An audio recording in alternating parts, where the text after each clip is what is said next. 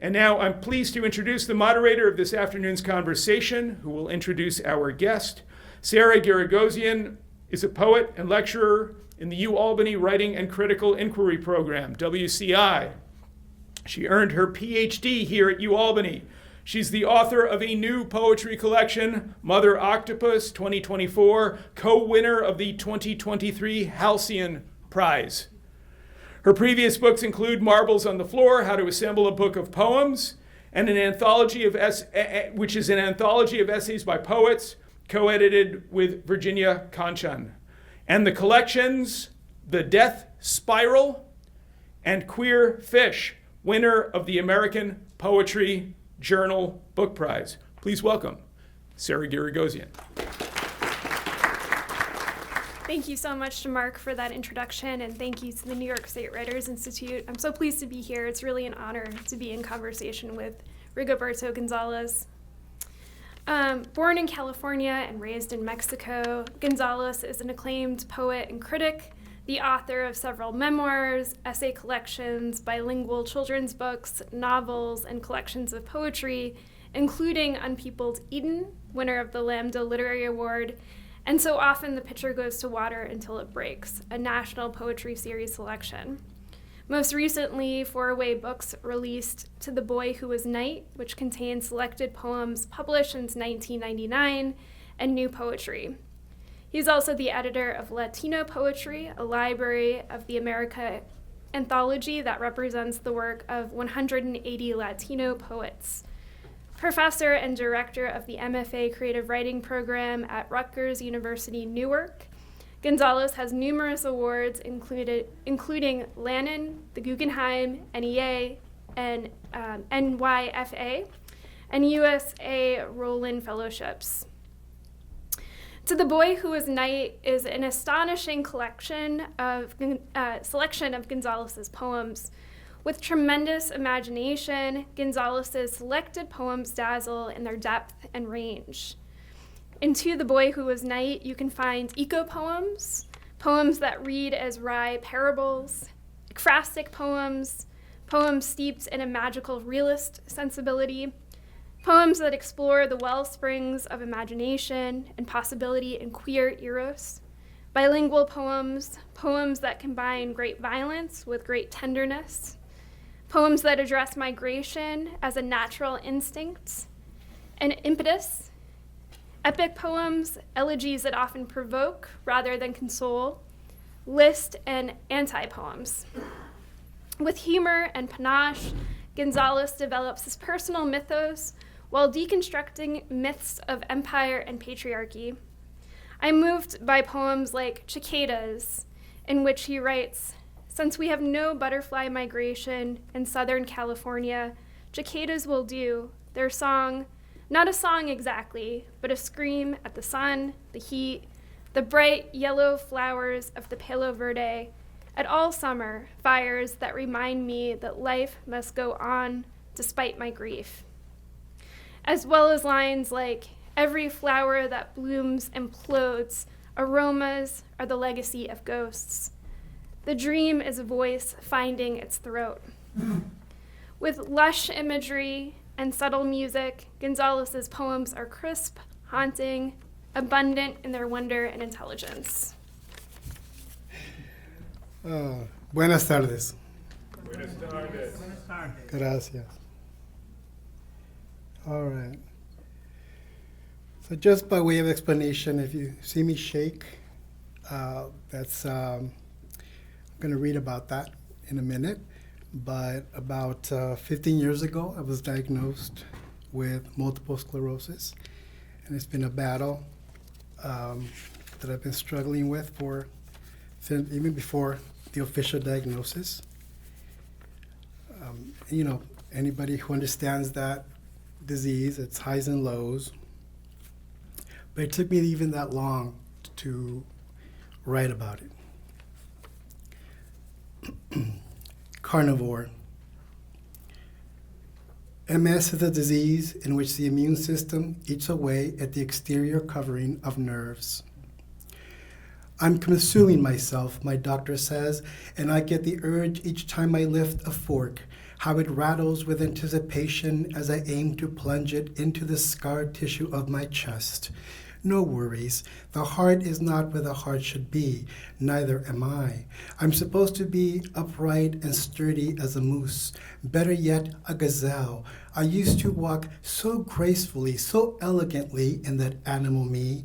How my antelope nose soothed my buck's neck before he strutted away, stomping up my heart like the last flame before silence. I'm lonely. This entire burnt forest has forgotten my name. I bend to lick the ash and remember nothing, not even the twitch of my heart, once pink and alive as a nest of hatchlings. He chewed it off just like I'm gnawing at the dead gazelle of me. At night I detect thumping, heartbeat or hoofbeat I can't say. It creeps further away, memory of a man who once loved me, hungering for the whole of me. Oh, I used to be so more edible than this, and oh, so mealy.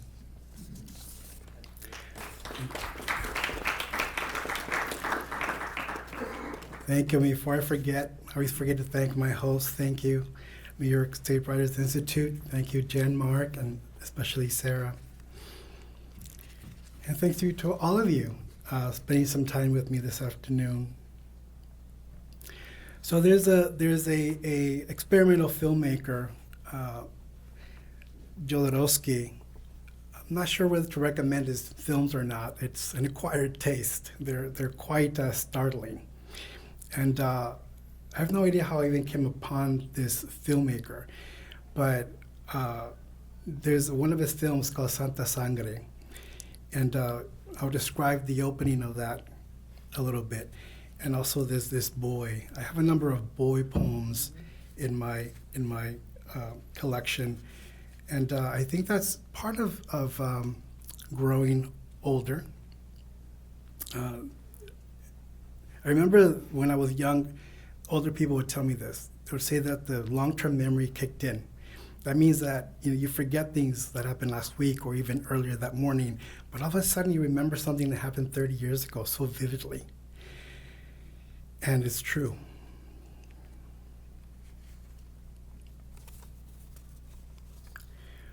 Ode to the Elephant Funeral that opens Jodorowsky's Santa Sangre. Scene: clowns, trainers, and acrobats on a slow walk through the Mexican town with the beloved dead performer in a coffin as wide and majestic as an ark. A band leads the way, playing a solemn tune. The clowns look particularly aggrieved, having painted sorrowful expressions on their faces, their eyes squirting tears into the crowd. A boy cries, dressed in red, a pulsing heart among the mourners in black. He's holding on to the memory of a circus beast that once balanced on its hind legs while twirling a red ball in the tip of its trunk. The procession ends at a ravine where the coffin is tossed over for the impoverished townspeople to claim the flesh. I too have been so poor, so ravenous that meat was nourishment no matter the animal, snake, squirrel, pigeon, and even dog, but only dogs without proper names. Believe it or not, I too have eaten elephant meat. In a dream, I woke up and could still taste it, fibrous as beef, sticky as liver, coppery as a penny turning in the mouth. I woke up and remembered the opening of that movie I once deemed so grotesque I couldn't put food on a plate for a week without recalling the horror of hunger. My mischievous uncle, a teen at the time, once fed the chickens chicken bones and cackled at their cannibalism.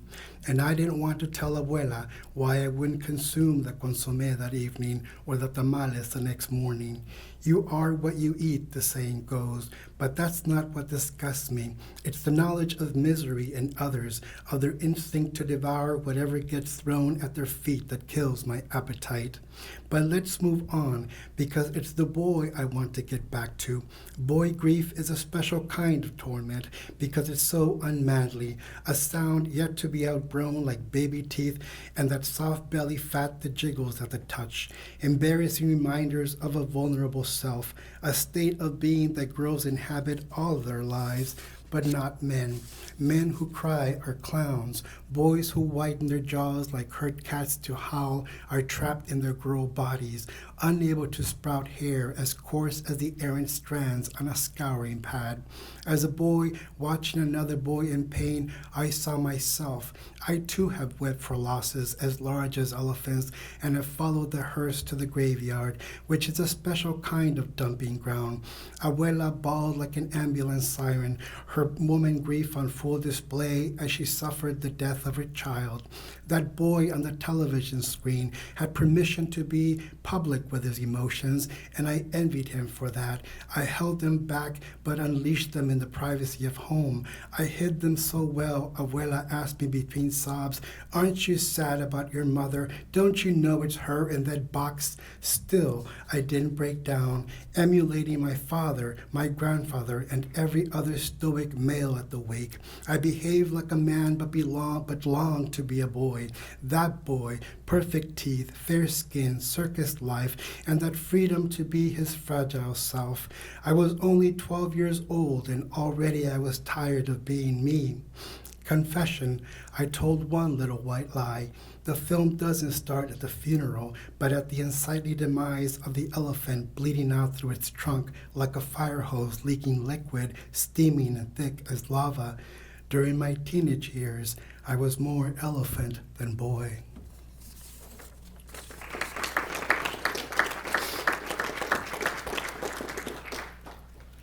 So I'll just read two poems from the collection. More of these boy poems.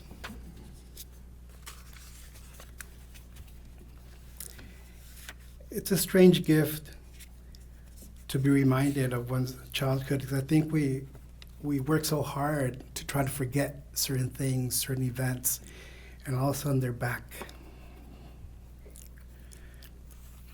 To the boy who wanders toward the border. I call him Juan, but he doesn't answer. I call him Jesus, and then Demetrio, and then Raul. I even offered to let him borrow my name, but only for a few seconds it will take him to hear me, stop, and turn his head. He will have to give it back once I catch up to bring him home. My name is much too long for him anyway. Even from a distance, I can tell the ends will brush the ground. No harm done. Desert dust shakes off so easily. Artemio, I shout, and the footprints on the soft sand stir awake. But those are not the boys, so I bow my head apologetically and move on. Perhaps my mistake is assuming he speaks Spanish, so I switch to Purépecha, our mother tongue. He has to be from Michoacán because of the black ribbon on his hat and by the coloration of his wings. I call him Awani, which means rabbit. I call him Ashuni, which means deer. But this only pulls my body south, and now I'm fluttering away from him. Now I'm completely out of earshot.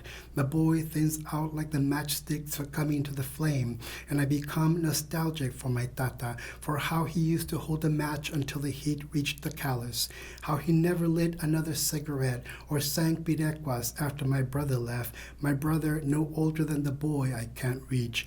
Every boy going away is my brother vanishing all over again.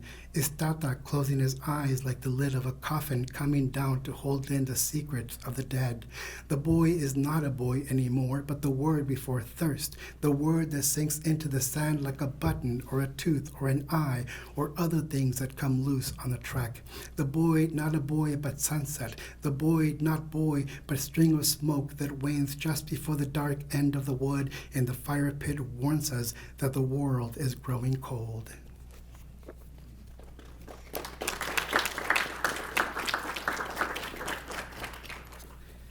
And I'll end with this one, which is the title of the collection.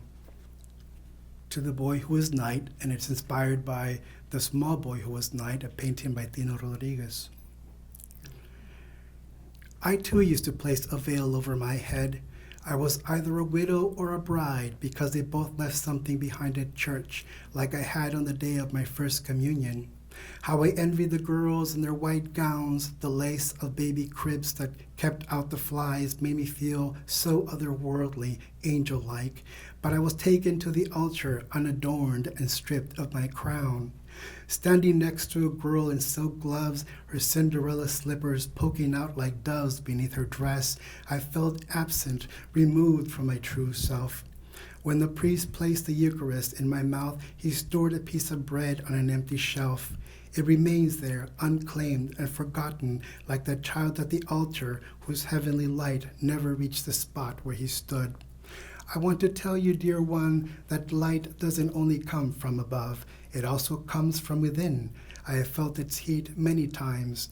The first when I walked into a field of sunflowers and recognized the beauty of my kin, and when I borrowed mommy's lipstick to plant a ruby kiss on my reflection, and when I draped abuela's wet rebozo around my shoulders, how I shuddered, shaking off the cold gaze of ridicule from school.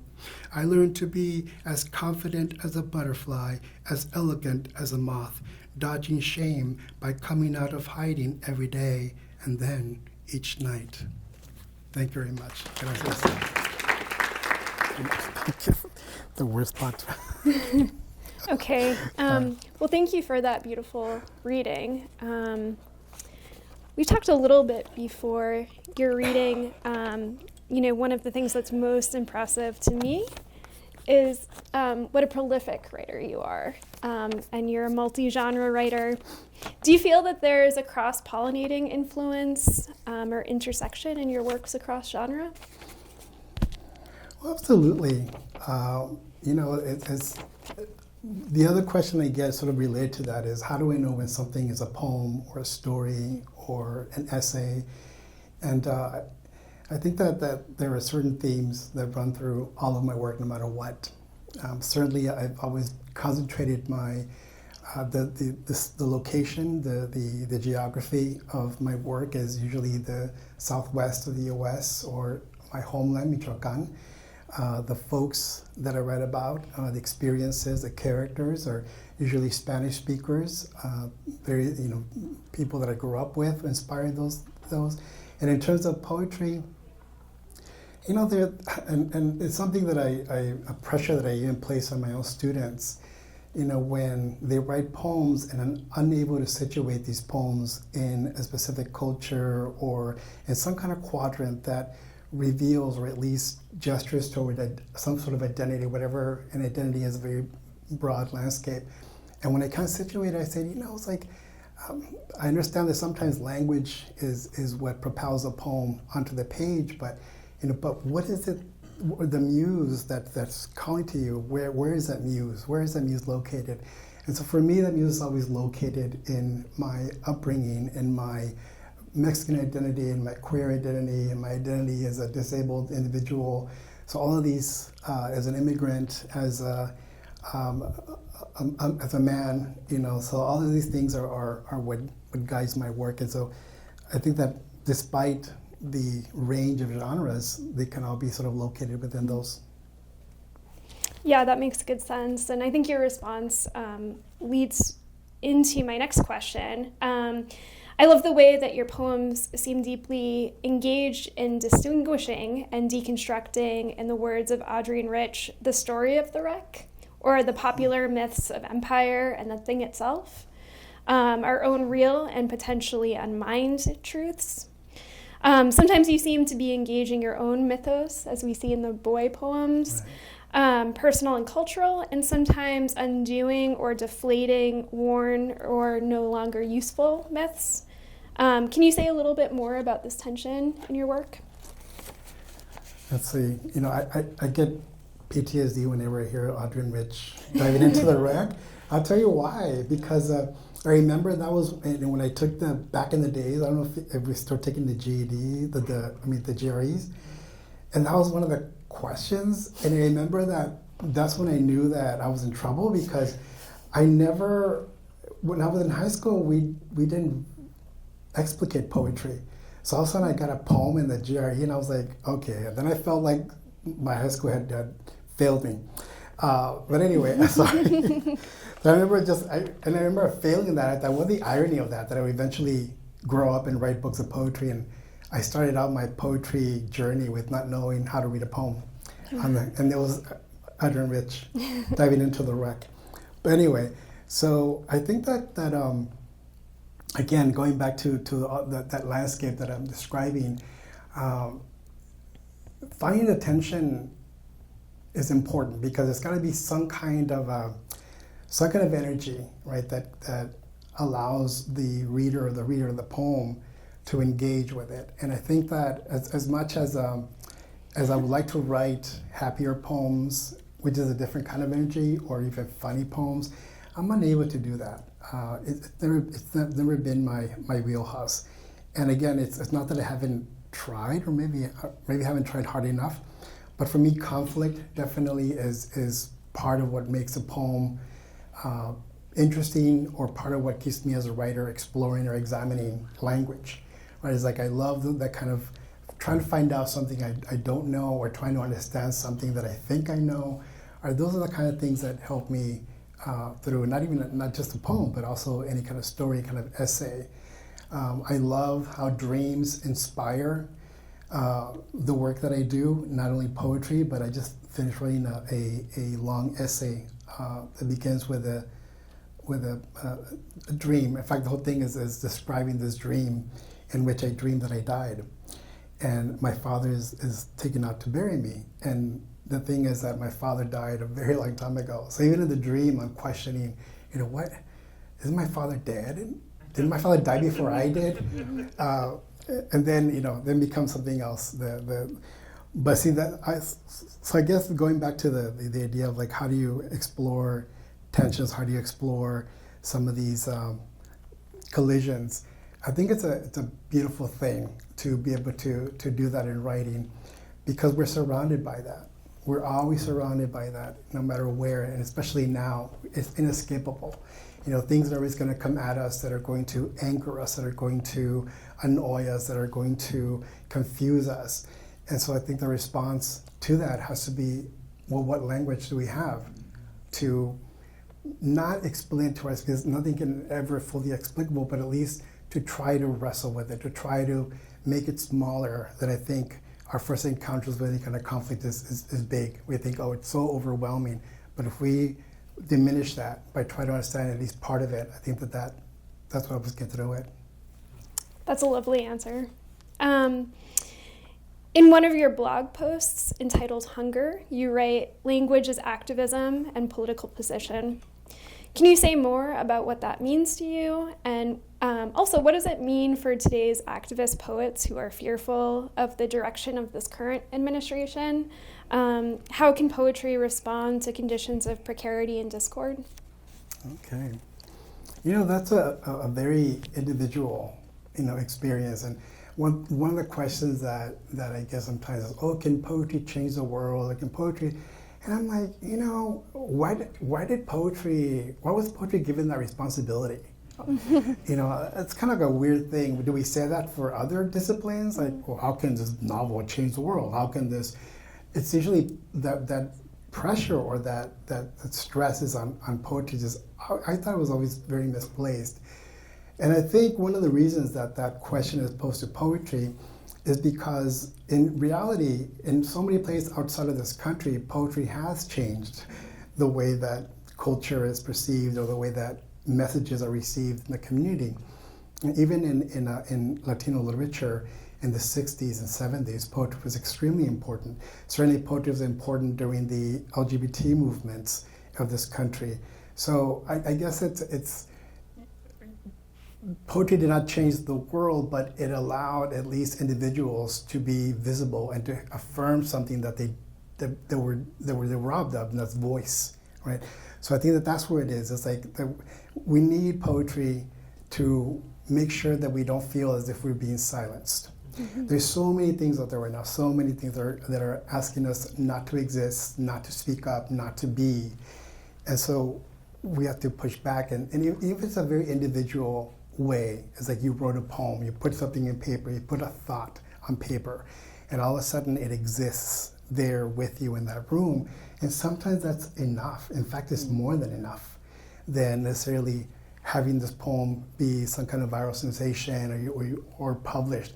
I think it's fine if we begin to see a positive effect even within the individual self, mm-hmm. because expecting more of that, I think it's asking the writer to try to save something bigger than the self. And I think that the self is already a big enough challenge as it is.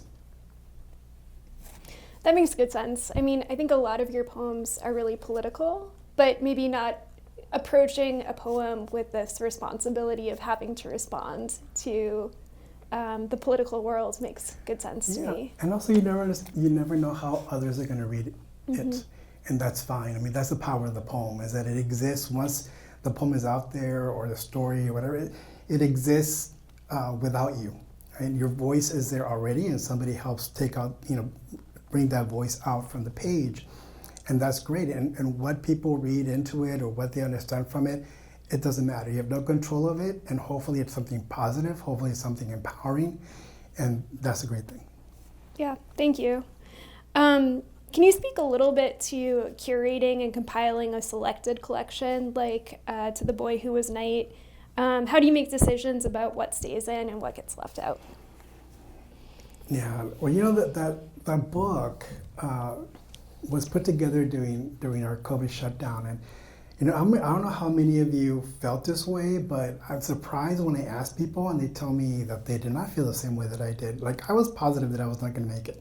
I'm not that lucky. That I'm not going to make it. And what helped me sort of determine that was seeing that I lived in Newark and New Jersey, and there were like at one point like 200 deaths a day, and I thought, well, I'm not going to be that lucky. And so I contacted my publisher. And I said, can I just put together this my newest selected, because that's always been a dream of mine to have that. And then my publisher's like, well, why? What's going on? I'm like, what? It's like, what's going on? It's like COVID is going on. What the? Same thing with my friends. Like, did you feel you were gonna die? And they're like, no, really? Wow. I was like, give me some of that strength. I don't know. But so then I put the book together with that in mind, just convinced. And in fact, there was another book that I finished during that time in a record time, which I don't do things in record time, but that book I did, and also a book I wrote about my grandmother. So these are the two books that I really wanted to do before anything happens to me. I want these books done, and I finished them both in 6 months. So with that particular book, going back, because somebody said to me, well, don't just go pick like your greatest hits. And I'm like, why not? Why not? It's like, why shouldn't I do that? So one thing is going back and recognizing, that the last 5 books, what I'd done with them, understanding them, seeing them through very, pessimistic eyes. I think that's what kind of helped me guide, what I was choosing poems that I felt, well, these are not only great poems that I love to read out loud, but I know that I received some responses from readers or from audience members. So I felt an obligation to include those. But the last section, the new part, that was the hardest, because it was the newest selected, but it didn't have too many new poems. And one of the reasons was that I had spent so much time before that writing nonfiction and writing other prose. And so most of the poems were written during that period when I thought, these are my last poems. That's why they're particularly dark, I think, sometimes. But also, talk about a kind of that kind of pressure, is also another kind of muse. And so I tried to do something different tonally, but I couldn't. I kept going back to this dark space because we were in a dark space, and there I was in New Jersey living by myself. Just the only thing, I had a balcony. And I thought, I'm going to sit in this balcony and enjoy, this kind of lonely roads. But then the only thing that passed by were the ambulances. And I thought, after a while, this is depressing me. I was like, I can't even be on my balcony anymore. And there was like 24 hours, 24/7, these ambulances, because I also live near hospitals. So I thought, okay, well, I'll just sit inside and write. And then and also I turned 50 in 2020, and I remember I had planned to go to a cruise with my best friends because it's a watershed moment. We're turning 50, and of course I spend it at home. I bought my own cake from Whole Foods, and then they said happy birthday over Zoom, and I thought, this is the worst day of my life. I cannot. And now I gotta go write a poem. So that's what informs, the material. And now, interesting enough, the newer work that I'm writing, even though it's about now my condition, it hasn't been as dark, and I avoided it for a long time, thinking, oh, if I start writing about my body like that, it's going to be so depressing. But it's actually been quite liberating, following the advice that I gave earlier about how much you kind of diffuse something that you're holding inside, and that's what I experienced writing about MS finally, is that, okay, it's here I am giving that advice out, but not following it because I was just afraid that that was not going to happen, what I said, that I was not going to be, somehow liberated a little bit or removed a little bit from the situation, but I was, so I was right. Yeah, can you say a little more about that? Like, is it liberating in some ways to write a selected collection? Does it allow you to open a new chapter in your poetics, do you think? Oh, absolutely. I think one of the things that a friend of mine suggested when he said, when I was doing the new, and he said, well, don't just, if you're going to do new, really make it capital N new. Don't just go through your same old, box of tricks and do the same kind of poems.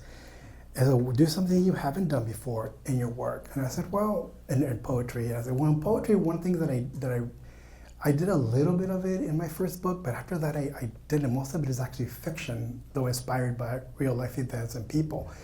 And I said, well, I guess one thing is that I haven't done is really write deeply autobiographical poems.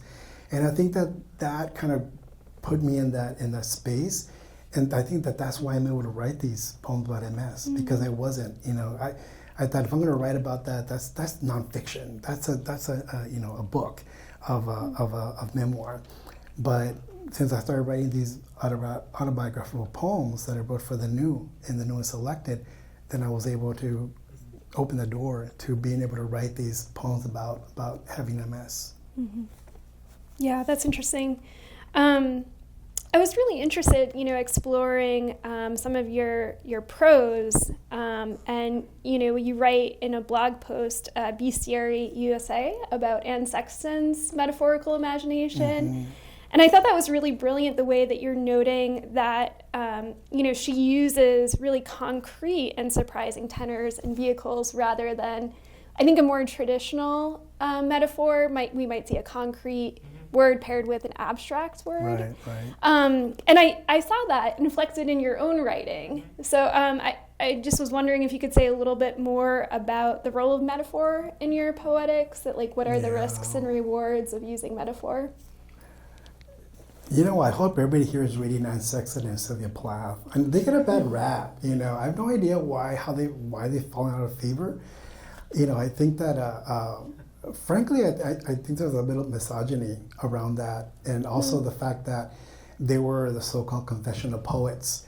That even during their time, there was a question from some of their colleagues or some of their cohort who questioned why is it that all of a sudden there's this narcissism, they call it, about Anne Sexton and Sylvia Plath, but I think that both of them reading and when I was sort of venturing into writing poetry, and I was drawn to them, one, because of the way that they dealt with the darker subjects and the way that they dealt with the darker selves, but also how much fun it was sometimes to try to figure out how they came up with these metaphors or similes.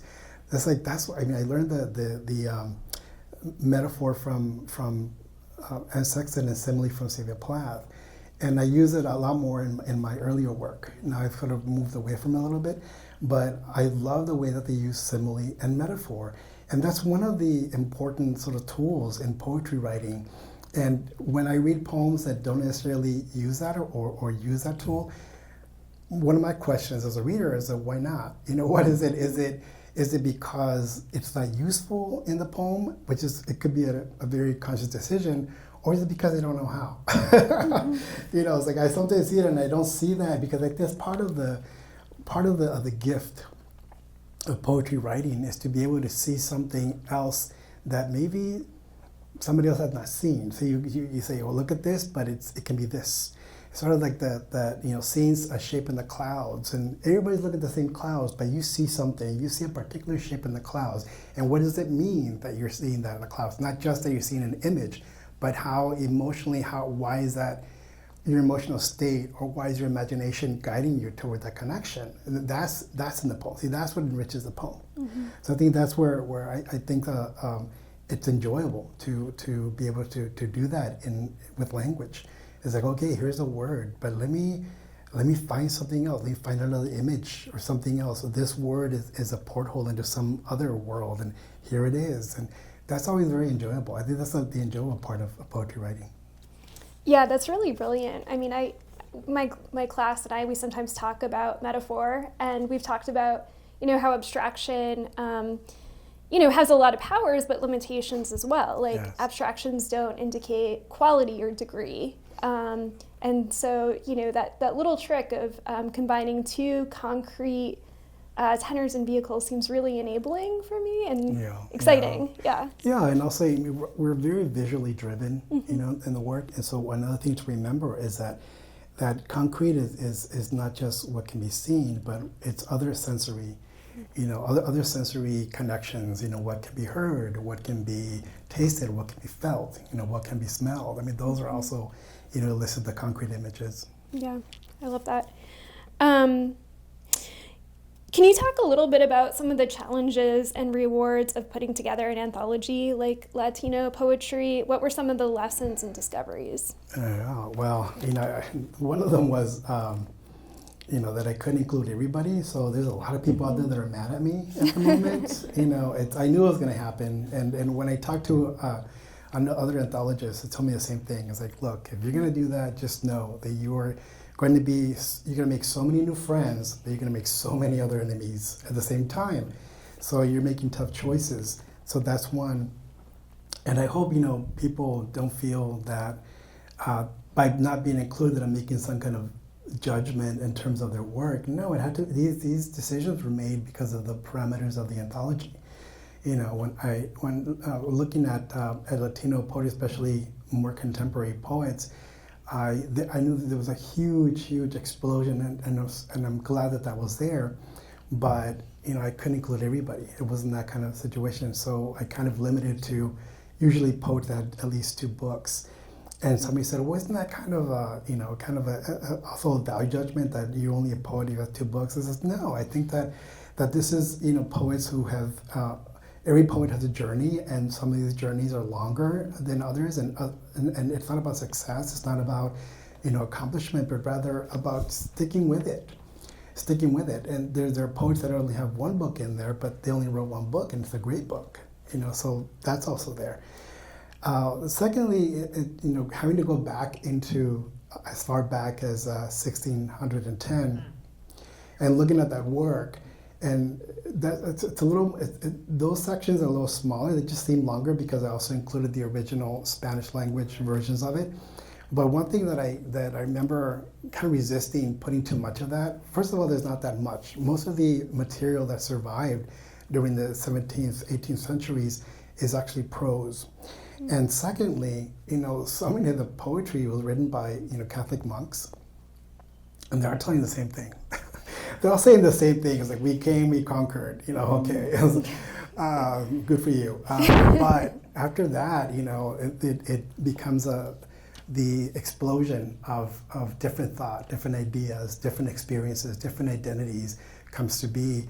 And that's like 20th century, certainly that's important. And 21st century, now there's other more the themes that the 20th century opened up in terms of the body becoming even more complex because the way that the conversation has changed around identity, for example, trans identity or even multi-ethnicity, sexualities. All of a sudden, it's not that it didn't exist before, but now we have language that's been claimed or that's been granted to us by individuals of those groups, right? It's not us naming other people the way that we got the word Hispanic, right? That's somebody else's sort of imposed that name on us. So all of a sudden I was like, well, what are people calling themselves? How are they negotiating identity? How are they negotiating themselves in this very complex world? With technology and with the global sort of conversations becoming just seemingly localized because we know what other people in the other part of the world are saying as soon as they say it. What does that mean? So I think that's what seeing the journey of the voices, sort of wrestling with that or writing, understanding that that's how it works now. Mm-hmm. As before, it's like you waited, you sent a poem out in the mail, and you waited forever to get a response, and maybe you got a copy of the journal, maybe you didn't. But now it's like there's this immediacy and almost an urgency. You send a poem out through Submittable, mm-hmm. and you find out next day, oh, yes or no sometimes. Or else, you see the publication online, and that publication online has a reach and an access that poetry didn't necessarily have before that. Mm-hmm. So all of a sudden, so what does it mean then? How do contemporary writers, knowing that, how do they write? How does the writing change? So I'm hoping that the anthology will sort of begin to open up all those lines of inquiry. That's great. I mean, yeah, there's so many ways in which audience is changing now with the immediacy of online literary journals. It's right. Fascinating. I think I'll pause here and just ask Mark, is this a good time to continue asking questions or to open it up to the audience? We can open it up. I think. I can take your mic sure. around. Students have questions? Can bring a microphone. Project. Nobody? Sarah can ask more. Are you not prepared? All right, we'll start with you and then Jill. Got one. What was the first piece of poetry you ever wrote? Oh, that's a good question. Oh, actually, I do remember. I'll tell you why. Yeah, I was afraid I wasn't, but no, I'll never forget. And this was in high school, actually. It was the first time that I wrote a poem, and that's because we were all required to write a poem. And it was a contest that somebody has started, so they're going to make all the seniors enter the contest. And I remember sitting there thinking, well, what do I write about? What do I have? And just then, going back to this ambulance, I was at home, my grandparents were asleep, and I was sitting there with an open notebook, and the ambulance happens to pass by outside, and all of the neighborhood dogs started barking. And I remember, you know what? We're not supposed to have any pets in this neighborhood. Why is there always like these dogs barking? And so then I started, I'm going to write about that. So I wrote this poem called Cemetery Dog. And again, why I was drawn to that word cemetery, why I was drawn to, and I remember it was like a short poem, and I remember I got like third place, I think. And I remember the first place and the second place winners, they were I poems, but I didn't write I poems at that time, even then. So I just wrote something. But Cemetery Dog was the first poem, and interestingly enough, that's what sort of gave me the courage when I finally went to college, and we had to choose all these honors courses, and there was one for honors poetry, and I said, I'm going to take that one because I've written a poem. So that was an incredible gift. Thank you for that question. So I wondered if you would go back to your old bag of tricks. My poetry class has been working on People Eaten, in particular the first couple of first couple of sections to it. And I was so interested in what Sarah said about, and drawing you into the conversation about metaphor and simile. Yes. But I think why I taught it was that it's so visual, but it's got no I in it. But so I wanted to know, how did you do that? So that I can tell my kids to do it. Well, I don't need to do that, but what bag of trick allows that to happen? First time I heard you read it was astonishing, and I've never quite gotten over it. Well, that's one of the other, I guess my other go-tos when I write, sound. Mm-hmm. And in that one, there's, I think that the first time that and also the kind of rhythm, without, like there's internal rhyme in that poem, and that's something that I love using because I love hearing out loud what it sounds like, right? So I keep reading it out loud, one. And also, once I discover, or once I see what the dominant sound is, all of a sudden, all those words with a similar sound start to kind of raise their hand, and they're like, "You're using me." And then I find ways to incorporate them into that. And then I go back, as when I do my revision, I go back to the language I have already, and I said, okay, well, maybe there's a couple that I've missed that I didn't, that weren't as aggressive about, being noticed. How can I use synonyms? What words can replace some of the ones that I have here so that the sound, really comes through. And sound was important in that particular poem because there were no people, right? So where then is the sound? The sound, because even in the silence is a sound. If you really try to understand that there is, that even without the absence of people, that there are sounds in memory, there are sounds in ghosts, there are sounds in what is not there, in the absences, right? And so that's what I wanted to evoke. But it was like rhythm and sound had to guide me through it, especially because I knew that particular poem was going to be very long. Right. And that was I've been trying to write a book-length poem forever, and it hasn't happened. Like People Eating was my first attempt, and that didn't quite happen, but I got enough of it. And the second time was in, and I always forget the title of that book. I'm terrible. I don't know why. I guess it was like the book that didn't do as well. I mean, no offense to my book, but it was, what was the book? Oh my God! It was like before To the Boy Who Was Night. I have to look it up. Sorry. I think this is a problem every writer wants. They're so prolific. I have that so they many. Forget. I don't know what the book. Okay.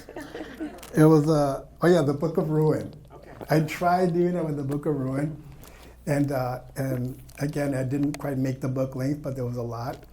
And then everybody thought I was nuts even my editor was like, what exactly is this? It's like, and I said, well, it's kind of like a dream book, because so much of that was inspired by dreams I was having. I was in Italy during the time I was writing this. And those Europeans, they eat like at 9 o'clock, right? I'm very American, and I eat at 6. I'm like, I eat early, right? And so Europeans, man, they eat so late, and then they go to bed. And I was like, oh, or at least I did, and it just caused nightmares. And the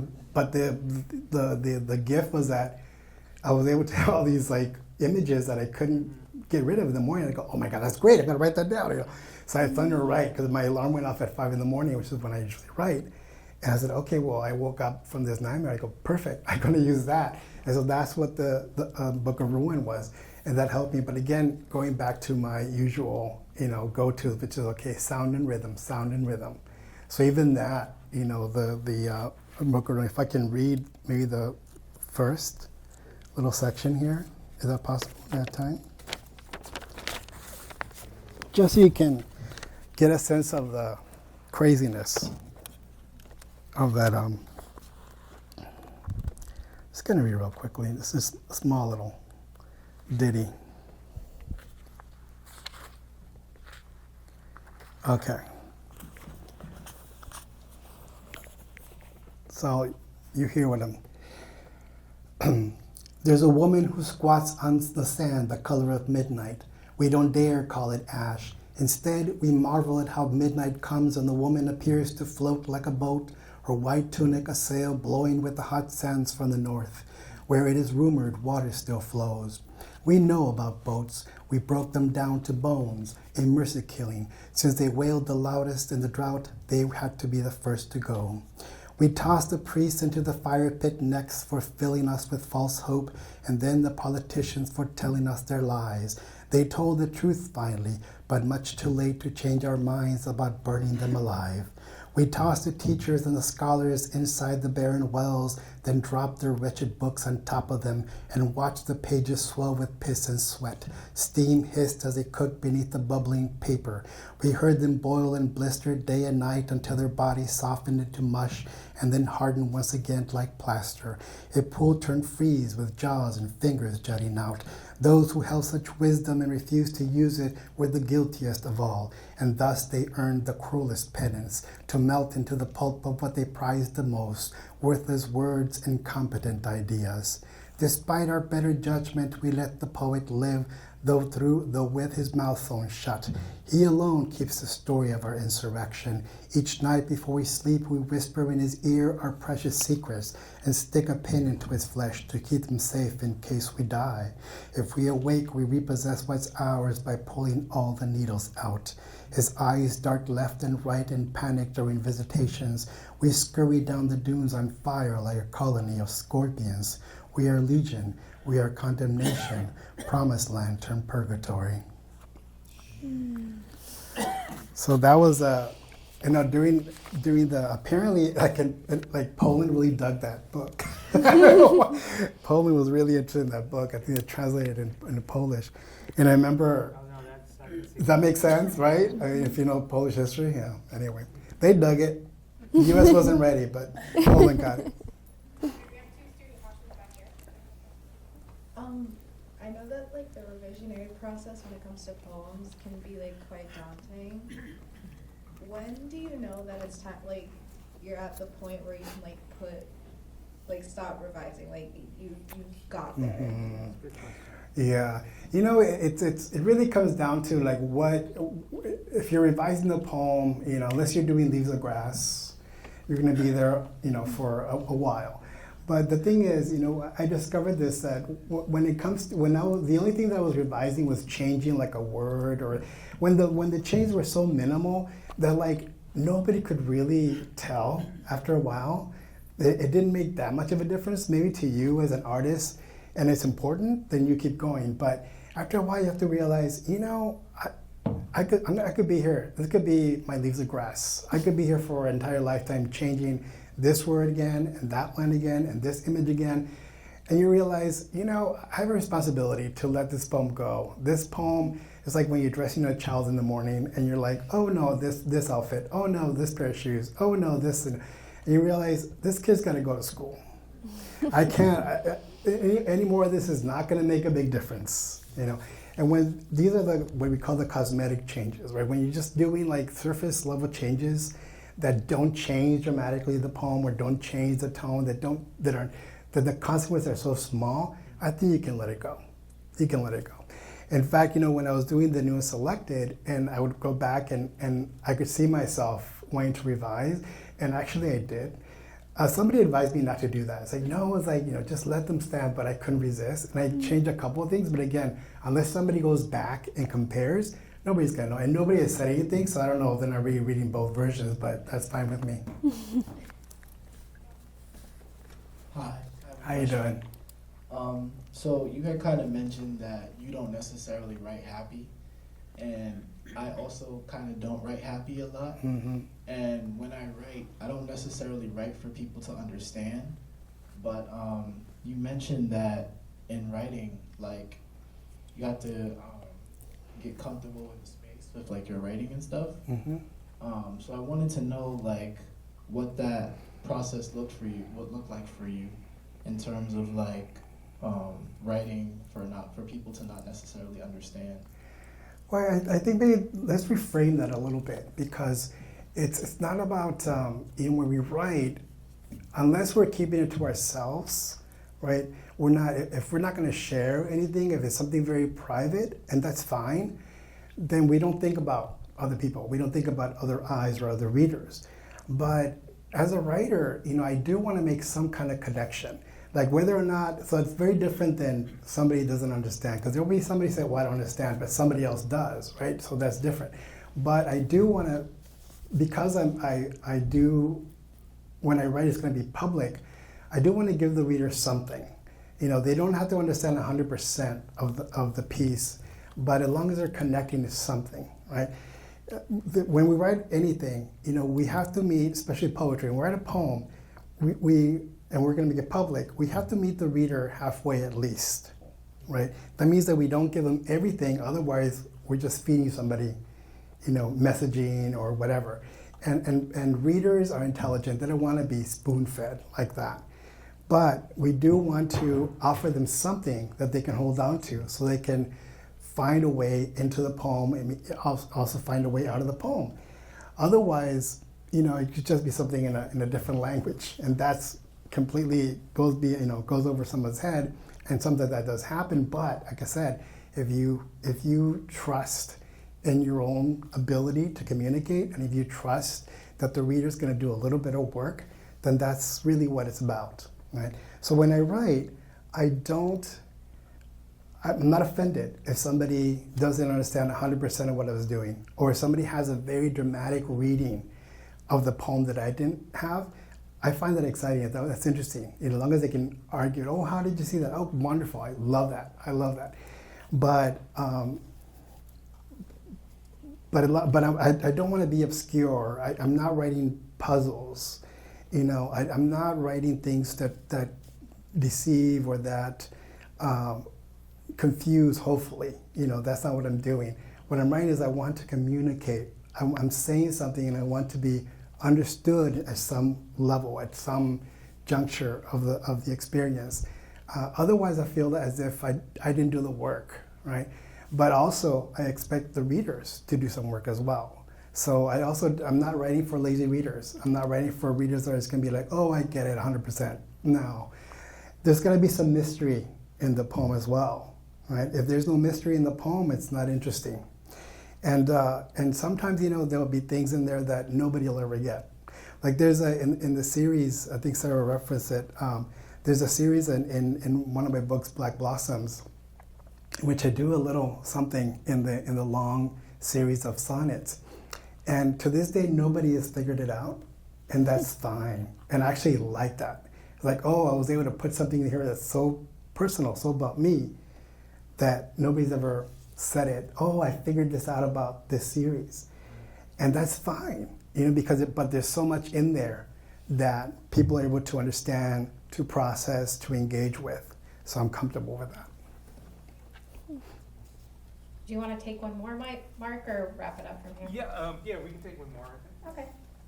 I think there's I think there's some. Okay. It's either a student or a professor who wins. Okay. Here you go. You write prose and poetry, and I was curious if you think, because some prose books are written very poetically, and then some poets write pretty prose-like, standard sentences. Yes. So if you think that there is a fine line between the two, or if they're just sort of two ends of the spectrum.